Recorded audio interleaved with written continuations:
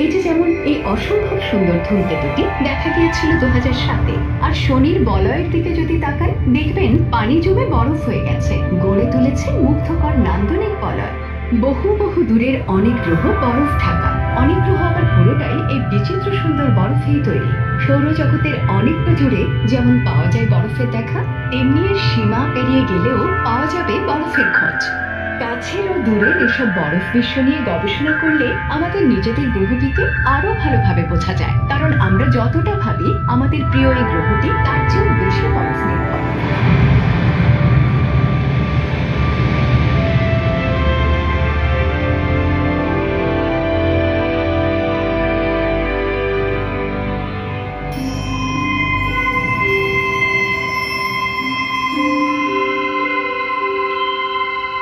মঙ্গল থেকে তাকান, দেখবেন পৃথিবীটাকে রাতের আকাশে এক উজ্জ্বল নক্ষত্র বলে মনে হচ্ছে।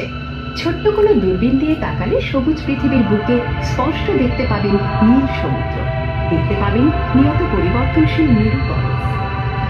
এরকম দুটো বরফ অঞ্চল আছে। এর একটা পৃথিবীর উত্তরাঞ্চল মানে আর্কটিকে। এটা আসলে বিশাল এক বরফ জমাট সমুদ্র, চারদিকে তার বিস্তীর্ণ জমিন। সাবমেরিন বা ডুবোজাহাজ সহজেই ঘুরে বেড়াতে পারে এর নিচ দিয়ে। সাম্প্রতিক গবেষণা বলছে বরফের এই অংশটি ধীরে ধীরে আরো পাতলা হয়ে যাচ্ছে, চুপসে যাচ্ছে আরো। গ্রীষ্মে অনেক সময় কিছু জলযান একদম উত্তর মেরুতে সমুদ্রপৃষ্ঠে উঠে আসতে পারে, অর্থাৎ এসব জায়গায় গ্রীষ্মে বরফ গলে যায়। কয়েক দশক পরে হয়তো দেখা যাবে গ্রীষ্মের শেষ দিকে এখানটায় কোনো বরফই নেই। হ্যাঁ, এটা অসম্ভব নয়। জলবায়ুগত বিপুল পরিবর্তন ঘটছে পৃথিবী জুড়ে। বিজ্ঞানীরা এই পরিবর্তন খুব মনোযোগ দিয়ে পর্যবেক্ষণ করছেন। আর পৃথিবীর অন্য পাশে দক্ষিণ মেরুতে রয়েছে অ্যান্টার্কটিক অঞ্চল, বিশাল এক বরফপাতে মোড়া এই এলাকা। অ্যান্টার্কটিকা নামে এই অঞ্চলের আস্ত এক মহাদেশ, সবটা বরফে ঢাকা, চারপাশে তার সমুদ্রের নীল জল।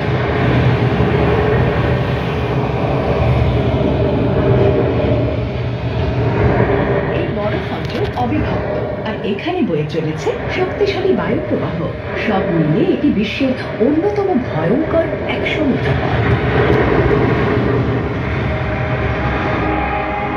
এই মহাদেশটির ধার বেয়ে রয়েছে বিশাল সব বরফের নদ, হিমবাহ বইছে সমুদ্র পানে। এখানে একটাল তুষার চাদরের নিচে লুকিয়ে আছে পৃথিবীর অনাবিষ্কৃত জমিনের শেষাংশটা।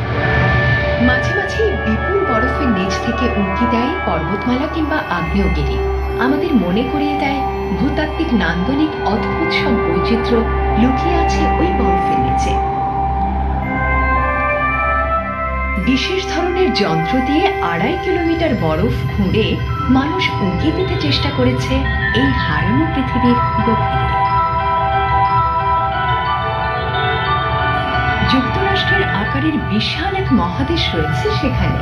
আছে সারি সারি পাহাড়, পর্বত, হ্রদ ও নদী।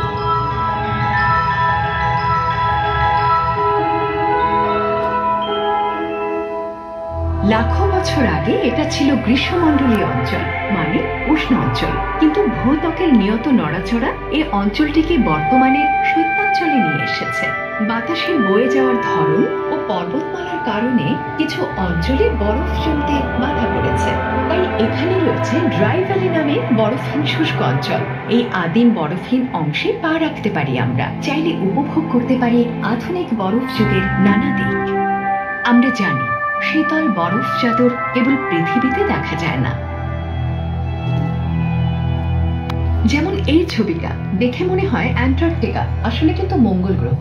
শীতল শুষ্ক এক মঙ্গোলীয় মরুভূমি এটি। লাখো কোটি বছর ধরে এই অঞ্চল বন্দী বরফ যুগের করাল থাবায়। আর গ্রহটির মেরু অঞ্চলে রয়েছে জমাট পানি ও কার্বন ডাইঅক্সাইডের বরফ। বরফের অনেকগুলো স্তর দেখে বোঝা যায় কালের প্রবাহে বরফ স্তরের নিয়মিত বদলে যাওয়ার ধরন। 2008 সালের কথা, ফিনিক্স নভোযান সফলভাবে নামে মঙ্গলের আর্কটিক অঞ্চলে। বিজ্ঞানীদের আশা এ নভোযানের উপাত্ত থেকে জানা যাবে মঙ্গলে কখনো আদিপ্রাণ ছিল কিনা। হয়তো অন্য কোথাও, অন্য কোনো গ্রহে আজও বরফের মাঝে রয়েছে অন্য কোনো ধরনের জীবন। এই যেমন এটা একটা ধূমকেতু, ধুলো ধূসরিত এক বরফ গোলক, প্রায় 1160 কিলোমিটার বিস্তৃত। সূর্যের যত কাছে এগোচ্ছে বাষ্পীভূত হচ্ছে এর বরফ। পেছনের মহাশূন্যে ছড়িয়ে পড়ছে সেই বাষ্পীভূত বরফের লম্বা লেজ। বিজ্ঞানীদের ধারণা, এরকম ধূমকেতুরাই শিশু পৃথিবীতে বয়ে এনেছে অন্তত অর্ধেক পানি ও আরো জটিল সব রাসায়নিক যৌগ। এসব ধূমকেতু আসে মঙ্গলেরও আরো অনেকটা পেছন থেকে। এখানে সৌরজগতের শীতল বহিস্থ অঞ্চলে আমরা দেখা পাই বিচিত্র সব বরফ জগতের। যেমন এই ইউরোপা, বৃহস্পতির গ্রহাকৃতির এক চাঁদ। এটির তুষারাবৃত পৃষ্ঠে আছে বরফের গলে যাওয়া, জমাট বাঁধা, এমনকি ভেসে বেড়ানোর স্পষ্ট চিহ্ন। এই জমাট বরফ পৃষ্ঠের নিচে হয়তো রয়েছে তরল পানির সমুদ্র। ভবিষ্যতের কোনো নভোযান হয়তো এই সমুদ্রের গভীরতা পরিমাপের চেষ্টা করবে।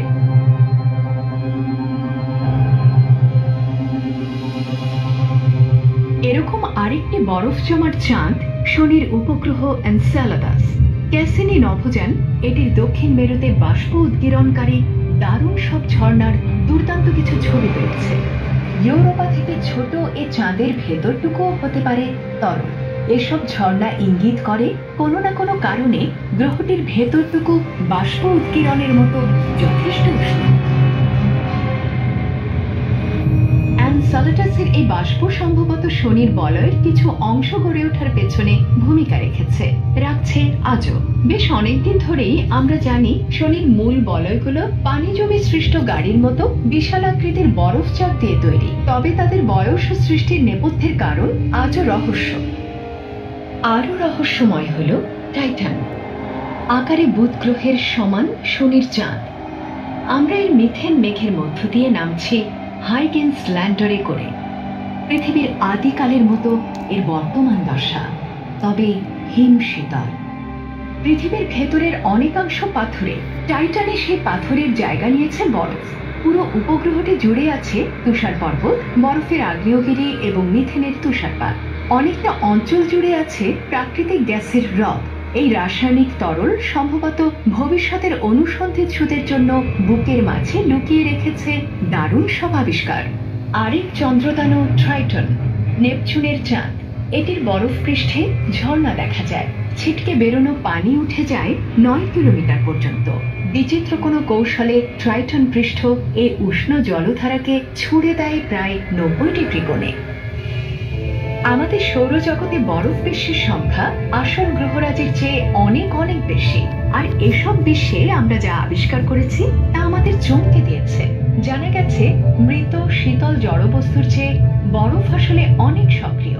এসব বিশ্ব নিয়ে গবেষণা করে জানা গেছে অনেক কিছু। ইলুলিসাত গ্লেসিয়ার নিয়ে গবেষণায় দেখা গেছে এটি দ্রুত বদলে যাচ্ছে। একই রকম পরিবর্তন দেখা যাচ্ছে বিশ্বজুড়ে আরো অনেক জায়গায়। এই হিমবাহটির আশেপাশের জীবনযাত্রায় এসেছে নিদারুণ পরিবর্তন। গত দশকে উপকূল অঞ্চলে শীতকালীন বরফ কমে গেছে অনেকটা, ফলে বদলে গেছে ভ্রমণের ধরন। কুকুর টানা স্লেজ গাড়ির জায়গা দখল করে নিয়েছে নৌকা। ছোট এই চিহ্ন ইঙ্গিত করছে বড়সড় পরিবর্তনে। শুধু প্রকৃতি নয়, দেখা যেতে পারে রাজনৈতিক ও অর্থনৈতিক পরিবর্তনও। এর প্রভাব পড়তে পারে পৃথিবীর বেশিরভাগ অঞ্চলে। পৃথিবীর নিজ কক্ষপথে ঘুরে চলার সময় প্রতিবার অতি সামান্য পর্যায়বৃত্তিক পরিবর্তন হয়। এই সামান্য পরিবর্তন 1 লাখ বছরের পরিক্রমায় ভয়ঙ্কর রূপ নেয়। প্রচন্ড শীত নেমে আসে পৃথিবীর বুকে। হ্যাঁ, এরই নাম আইস এজ, মানে বরফ যুগ। প্রায় 20,000 বছর আগে শেষ বরফ যুগে উত্তর আমেরিকা ও ইউরোপের উত্তরাংশের বিশাল এলাকা ঢাকা ছিল বরফের চাদরে। আজ যেখানে নিউ ইয়র্ক শহর, একসময় সেখানে ছিল বরফের 1 কিলোমিটার পুরু স্তর।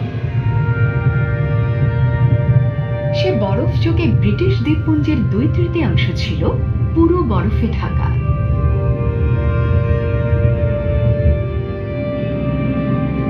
শেষ বরফ যুগের আগের দিকে হিমবাহ এগোতে এগোতে এসে থেমেছিল বর্তমান লন্ডন শহরের একদম প্রান্তে। এমনকি সাম্প্রতিক বরফ যুগে এত এত পানি আটকে ছিল বরফের বুকে যে সমুদ্রপৃষ্ঠ আজকের তুলনায় ছিল অনেকটা নিচু। ইংল্যান্ড যুক্ত ছিল ইউরোপের সঙ্গে। বরফ যখন গলতে শুরু করলো, বেড়ে গেল সমুদ্রের উচ্চতা। আর এর ফলে মাত্র 10,000 বছর আগে জন্ম হয় ব্রিটিশ দ্বীপগুলোর। উত্তরে তীব্র শীতে উত্তর মেরু হেলে থাকে সূর্যের বিপরীতে, ফলে কমে যায় সূর্যের তীব্রতা। জলস্থলের উষ্ণতাও তাই কমে যায় এই সময়। উত্তর মেরুতে তখন আর সূর্য ওঠে না। ফি বছর এ অঞ্চলের 6 মাস কাটে সূর্যহীন, নিকষ আঁধারে। পৃথিবী ঘোরে, আর আকাশের বুকে নক্ষত্ররাও ঘুরে চলে দিগন্তে, একইভাবে চক্রাকারে। কখনো আবার উজ্জ্বল আলোয় ঝলসে ওঠে আকাশ, একে বলে মেরুজ্যোতি। এই ছবিগুলো টাইম ল্যাপস হিসেবে মহাকাশ থেকে তোলা। আমরা দেখতে পাচ্ছি বসন্তে সৌরশক্তি বৃদ্ধির প্রভাব।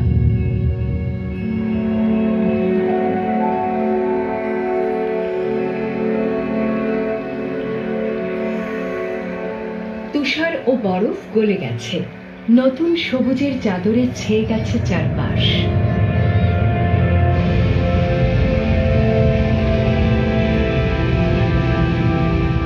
প্রতি বসন্তে কোটি কোটি লিটার পানি এসে মেশে উত্তর সমুদ্রে। জলবায়ুর প্রচণ্ড পরিবর্তনে যদি বদলে যায় এসব চক্র, যাদের জীবিকা নির্ভরশীল এই সমুদ্র ও ভূমির ওপর, কি হবে তাদের? উত্তরে গ্রীষ্মে আবার উত্তর মেরু হেলে পড়ে সূর্যের দিকে, ফলে সৌরশক্তি সরাসরি ছড়িয়ে পড়ে, প্রতিফলিত হয়ে উষ্ণ করে তোলে চারপাশের।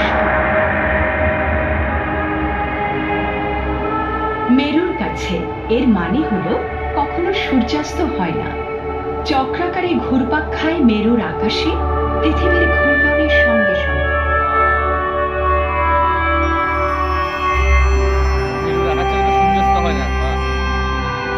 পৃথিবীর অন্য পাশে তখন নেমে আসে শীত, সূর্য হারিয়ে যায় দীর্ঘকালের জন্য। দক্ষিণ মেরুতে বরফের পরিমাণ এ সময় দ্বিগুণ হয়ে যায়, নিকটস্থ সমুদ্র ঢেকে যায় বরফের চাদরে।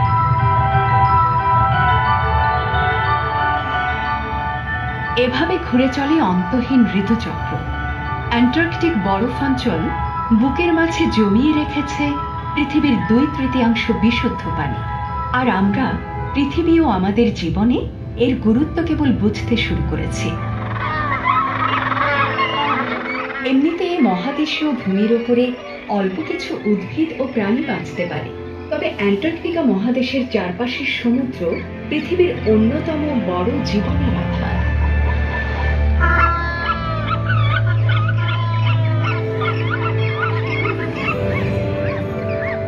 অ্যান্টার্কটিকার যে প্রাণীটি সবচেয়ে পরিচিত তার নাম পেঙ্গুইন, তবে সবচেয়ে বেশি দেখা যায় ক্রিল।